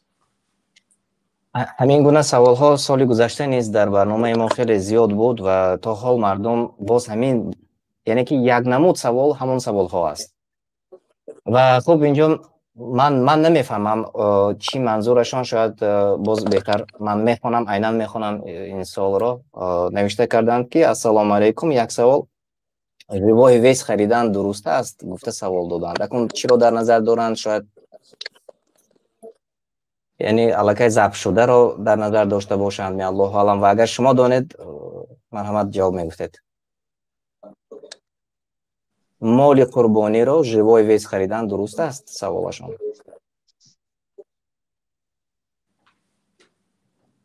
این اصلا این مسئله اینقدر در پیش میگن رواج نداشته است، لیکن این وقت‌های آخر در بعض منطقه‌ها پنج شدگی است، لیکن از روی شریعت دیگه مانعی نیست. مثلا بعض جا هستن که درست مثلا میگه که همین گوسفند زنده 80 کیلو است، تقریبا 40 کیلو گوشت میکنه یا 43 کیلو گوشت میکنه. بعد سودا میکنن همون نرخش که میگیرن با پوی زندهش گوسفنده. برای شریعت دیگه مانعی نیست برای این. لیکن بعضی ها حضور خیلی استفاده بردن. برای منم یک 3-4 روز پیش سوال آمده بود که آیا گوسفند گریم با مثلا که با صاحب گوسفند گپ میزنن، میگن که ما گوسفند میکشیم چند کیلو کرد با پول گوشت میدیم. این حالتش ممکن نیست. این حالتی ناممکن است، چون که باز میگم که هم مسئله با مسئله شرع است. یعنی که برای خدا شده انسان نمیخواد که 1 کیلو پول گوشت زاییدی تیاد 2 کیلو زاییدی دادن میلنگن. یعنی میگن که میکشیم چند کیلو شد به همین قیمت میگیره. اینا میگن نمود چیگه بخیلی نسبت خدا هست، بخیلی نسبت عبادت هست، بخیلی نسبت مثلا کار نیک است. بگذار خای گوشت 40 کیلو راست شد نه 35 شد، لیکن 5 کیلو برای تو ثواب موناد. این مثلا برای خدا کردی، برای رضایت خدا کردی، شد نه اینکه یک چیزی گیم که انشالله این به فکرم آهسته آهسته با مرور زمان آمده میرسد. یعنی که بله ما امید میکنیم و دعا میکنیم از الله سبحانه و تعالی، چون که مردم شاید که آمادگیشان کمی ضعیفتر باشد و اکثریت در نظر دارم، ولی الحمدلله امروز یک چیز از وقتی که ما این چیز عبادت میگوییم باید مردم حتما درک کنن، احساس کنن که این عبادت است، این فرمان خدا هست. فرمان خدا چه خیلی گفتیم، همین برای چی من شما گفتم که بسیارتر جهت فکری اینجا باید این قصه ابراهیم تحلیل کنیم همراه اسماعیل علیه السلام. برای چی؟ برای اینکه اینجا ما رو فقط تعلیم میداد که این عبادت و تسلیم است. ابراهیم راضی شد بچه خودش برد. تو یک گوسفند نمیتونی برده مثلا برای خدای خودت قربانی کنی، تو نمیتونی یک گاو قربانی کنی. یعنی همین خیلی اشاره ها هست در قرآن. یا اینکه همین یک وقتی که سوره حج میبینیم، وقتی که درباره قربانی گام میزنه میگه که و یذکر اسم الله فی ایام معلومات، یعنی که همونطور میبینیم که اینجا از خودی قربانی کردن و از خودی خون گوسفند ریزاندن و همین چیزها دیدن بسیارتر نام خدا رو گرفتن بسیارتر تشویق میشود. بله. بسیار چیز مهم است. ولی اینکه نام خدا رو در این ببینید در فضیلت دهه ذوالحجه میگه ایام تشریق شما نماز رو تکبیر میگویم الله اکبر الله اکبر بعد نماز فرضی. چرا؟ این یعنی که بزرگ به خدا رو با بزرگی یاد کردن، خدایی که با ما این عبادت بزرگ شرع کرد او رو همیشه به یاد گرفتن است و در هنگام ذبح هم نام او را آوردن به همین معنا است که عبادت احساس کنیم این یک گوشت عادی نیست، این یک گوسفند عادی، این عبادت است، این بندگی هست. به این ما خدا رو پرستش میکنیم، به خدا نزدیک میشویم. بنابراین وقتی قضیه نزدیک شوی به خدا باشد آخه بهترین مال تو میتوانی تو قدرت داری گوسفندی گویم که فر بهترش گیر که از باید بسیارتر آدم استفاده برد. هدف شریعت قوی شریعت همین است از این عبادت بزرگ. اینجا سوالی دیگر آمده است دوستان، شخصانی که شرایط قربانی کردن دارند ولی نمی کنند، شریعت به این گروه انسان ها چی میگوید؟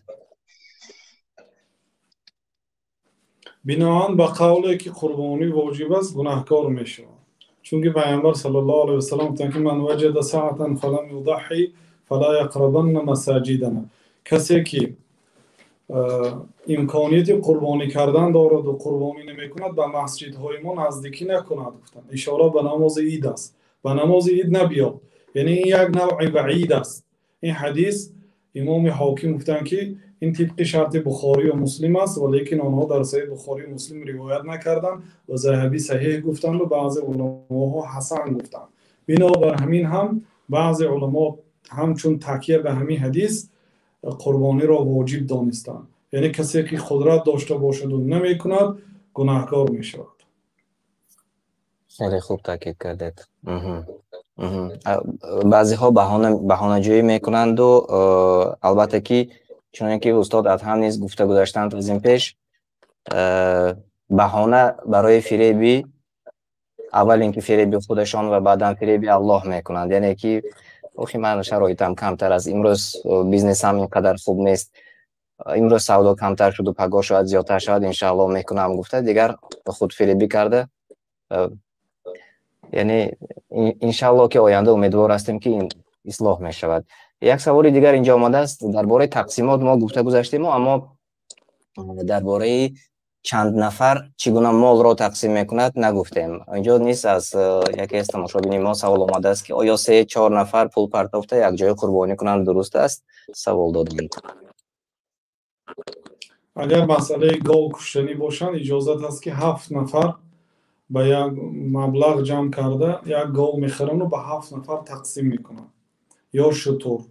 لیکن گوسفند را 2 نفر 3 نفر همراه شده مبلغ پرداخته چی کردنشان جایز نیست، برای اینکه گوسفند از نام یک عائله است. لیکن گاو را مثلا 7 نفر جمع نشد فرض کردیم، 3 نفر یا 4 نفر جمع شدند و گاو خریده از نام 7 نفر، لیکن آنها خودشان 4 نفر هستند میتونن گاو را ضبط کنند. فقط 8 نفر نمیشه.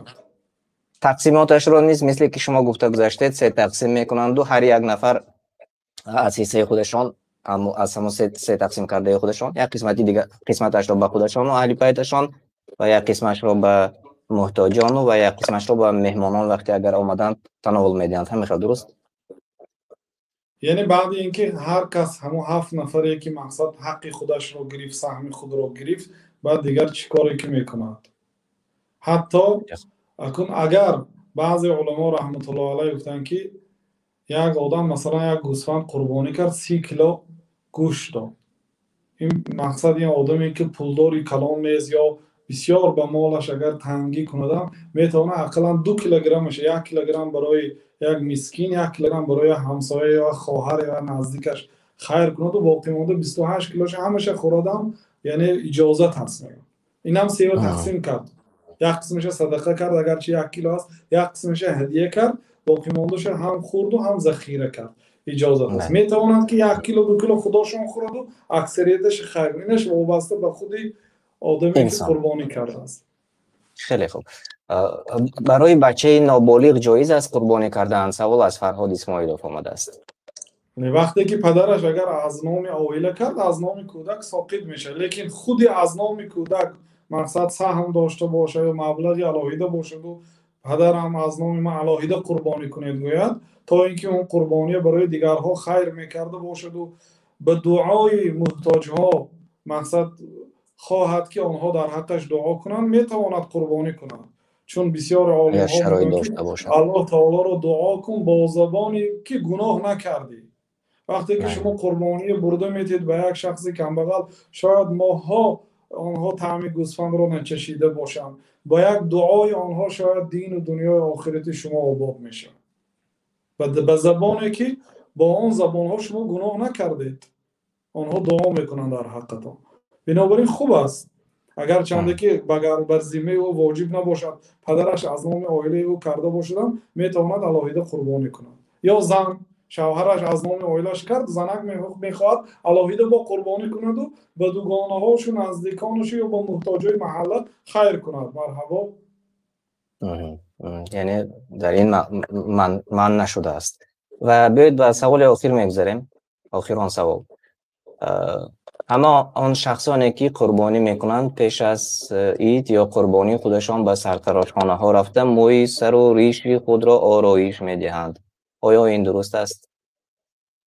اصلا پیش از آن که دهه اول ذوالحجه در آید انسان باید موی خود و ناخنهای خود را گیرد. آن آدمی که قربانی کردنی است. پیامبر صلی الله علیه و سلم در صحیح مسلم گفتند که کسی که قربانی کردنی باشد در این مدتی 10 روز موی و ناخن و پوست و یگان چیزی خود را نگیرد.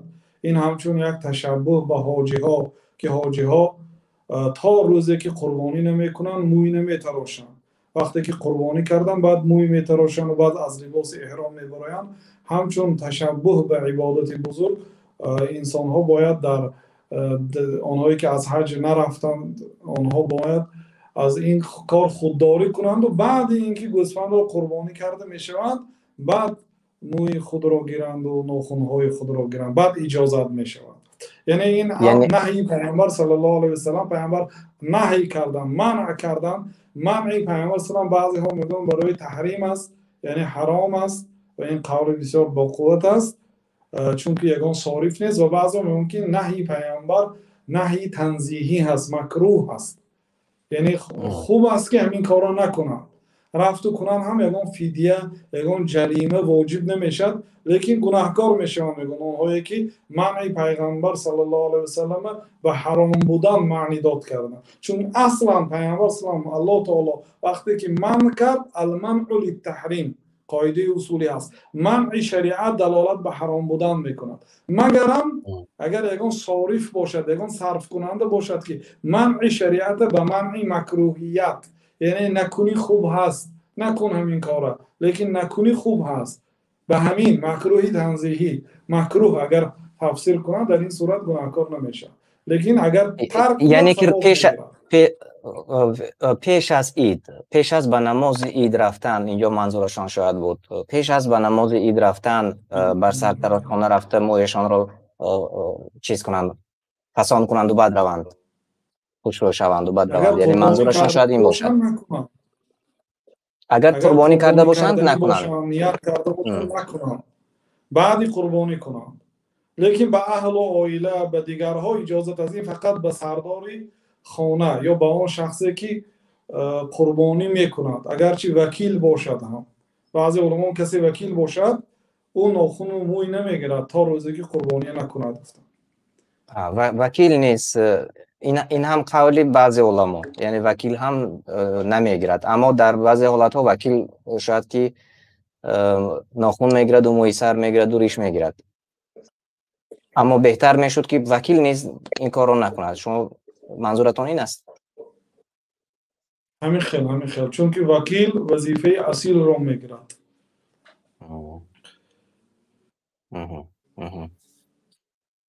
نگفتید که قربانی را پیش از نماز عید میکنند یا اینکه بعد از خواندن نماز عید؟ ذبح را صدا قطع شد، شاید تکرار میکنید سوال. ذبح چاروا پیش از خواندن نماز عید یا اینکه بعد از خواندن نماز عید میشود؟ ذبح چاروا البته بعد نماز میشد. پیامبر صلی الله علیه و سلم گفتن که من ذبح قبل الصلاه فلیذبح مکانها اخرى. در صحیح بخاری است کدام انسانی که پیش از نماز عید اگر قربانی کرده باشد یک قربانی دیگر کند. گفتن این دلالت به واجبیت میکند. گفتن اونهایی که قربانی را واجب گفتن، چون که پیامبر صلی الله علیه و سلم این کسی که اگر پیش از عید قربانی کرده باشد فلیذبح مکانها اخرى، به جای اون قربانی کردگیش دیگر قربانی کنند که قربانی پیش از نماز قربانی گوشت است. گفتن و همچون برای گوشت قربانی شده است، نه برای نزدیک شدن به الله تعالی، چون که قربانی وقت و ساعت دارد. بعد سلام امام میشد. امام وقتی که سلام علیکم رحمت الله گفت، بعد سلام دوم امام کسی که بسم الله الله اکبر گفت قربانیش حلال است، اجازت است، مقبول است. لیکن کسی که پیش از سلام امام اگر قربانی کند قربانیش غیر مقبول است. از سوال برمی آید اکثریت خواندن ممکن نیست، قربانی هم وقت دارد. بله سهراب جان، وقتی که انسان وکیل انتخاب کرد، وکیل مثال گیریم در تاجیکستان، همون نفری که قربانی میکند در روسیه است، کدام وقت را حساب میکنند؟ چون وقت فرق میکند، وقتی نماز فرق میکند. مثلا در روسیه شاید که بر وقت در نماز خوانند و بعدا در تاجیکستان نماز میخوانند. اگر قربانی از نام یک شخص مهاجر باشد، وکیل در تاجیکستان باشد، وکیل وقتی که نماز را خوانده شد میتواند قربانی کند. تمام. تشکر زیاد. الله از شما راضی باشد. استاد ادهم حیدرزاده نیز در برنامه ما امروز اشتراک کردند. استاد ادهم حیدرزاده وقتی نماز شام شد اون کس وقت‌های ما فرق میکند، به همین خاطر بیرون شدند و من بار دیگر یادرس میشم. تقریبا 1.5 ساعت است که ما برنامه داریم و برنامه ما مستقیم است. در مهمانی برنامه ما امروز ختم کرده دانشگاه عالی اسلامی مدینه منوره و فاکولته حدیث ها سهراب جان عادلیان اشتراک کردند. همچنین ادهم حیدرزاده نامزد علم تاریخ اسلام در برنامه ما امروز اشتراک کردند و من تشکر زیاد میگویم برای شما. الله برکتی بی پایان برایتان عطا کند، پاداش نیک برایتان عطا کند که شما وقتتون را یافتید و توانستید در برنامه ما امروز به سوالهای اکثریت جواب گویید. تشکر زیاد میگم. و تماشابینان عزیز، اگر اکثری از شما این لحظه ها چون روز شنبه است برنامه دانش و سنجش را نیز انتظار هستید، من اینجا سهراب جان خط دادن. سهراب جان تشکر زیاد میگویم یک بار دیگر و در نهایت اگر گفتنی ها داشته باشید بفرمایید. قربانی و این دهه آخر و عید رمضان، عید قربان که ما در استقبال آن قرار داریم، واقعا این یکی از دو مواسم های بزرگ مسلمان ها هست. اگر با تأمل نگاه کنید، عید رمضان بعد ماه رمضان و بعد دهه آخر آن که دارای شب قدر است، به شکرانه این عبادت ها عید قربان، عید رمضان هست. این چنین عید قربان هم بعد دهه اولی ماه ذوالحجه است که دارای روز عرفه هست و دارای عبادت‌های مادرهای عبادت‌ها در این دهه است. عبادت حج است، عبادت عمره است، پیش از همه عبادت توحید است. ذکرها همه ذکرهای توحیدی هست. روز عرفه هست که پیامبر صلی الله علیه و سلم گفتن خیر الدعاء دعاء یوم عرفه، بهترین دعای روز عرفه هست و بهترین دعایی که من و دیگر پیغمبرها کردند لا اله الا الله وحده لا شریک له له الملک و له الحمد و هو علی کل شیء قدیر است، که همه این دلالت به توحید میکند، به یکه و یگانه پرستش کردن الله سبحانه و تعالی میکند. و این چنین قربانی هم چون الله تعالی تاکید کرد که برای الله قربانی کن و پیغمبر صلی الله علیه و سلم را امر کرد که قل ان صلاتی و نسکی و محیای و مماتی لله رب العالمین، بگو ای پیغمبر نماز من، قربانی من، حیات و موت من فقط برای الله سبحانه و تعالی است. توحید است و روز عرفه هست که پیامبر صلی الله علیه و سلم کسی که روز عرفه روزه دارد 2 ساله گناه او مغفرت می شود. گفتم واقعا روز عرفه و بعد روز عرفه روز نحر، روزهای اجابت دعا هست، روزهای بزرگ، یکی از موسمهای بزرگترین مسلمان ها هست و در ضمن خود حکمت های زیاد دارد. بنابراین از الله سبحانه و تعالی در پایان صحبت توفیق اطاعت از پیامبر صلی الله علیه و سلم، توفیق اخلاص در عملها و غنیمت دانستن این فرصت ها رو پرسان هستیم. الله تعالی دنیا و آخرت شما را نیز که سببوار این برنامه شدید آباد گرداند. چه مراد و مقاصد خیری که شما حاضرین تماشابینان جمله مسلمان ها داشته باشد الله تعالی برآورده خیر گرداند. و صلی الله و سلم علی نبینا محمد و علی آله و صحبه اجمعین. تشکر زیاد. الله از شما راضی باشد و ما انشاءالله باز روزهای نزدیک با شما حتما میپیوندیم و به بعضی دیگر سوال ها انشاءالله جواب خواهیم گفت. الله از شما راضی باشد و پاداش نیکتان عطا کند. تشکر. و خب تماشابینان عزیز، ما حاضر یک مرتبه ختم میکنیم برنامه رو. من این طرش ختم میکنم و بعد از آن به طور اتوماتیکی و طور تستی برنامه دانش و سنجش رو پیشنهاد شما میکنم و تقریبا شاید 1 ساعت دوام میکند.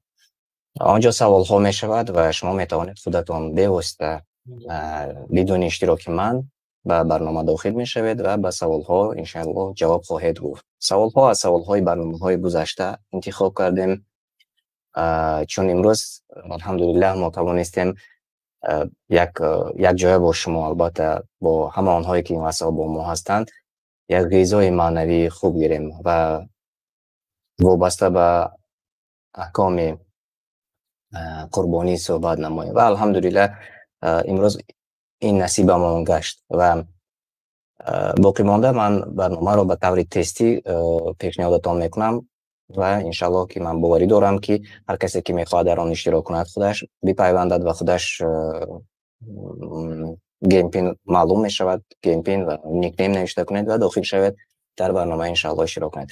بار دیگر تاکید میکنم پیش از آن که آغاز شود من یک بار قطع میکنم و بعد از آن انشالله دوباره افیری مستقیم میشود و افیرها در شبکه زمانی دانستن و در فیسبوک و همچنین در شبکه قرآن دستور عمل انسان پیشکشی شما خواهد شد. الله از هر یک شما راضی باشد. تا واخوری های دیگر خودتان و اطرافیانتان را احتیاط کنید. السلام علیکم و رحمت الله و برکاته.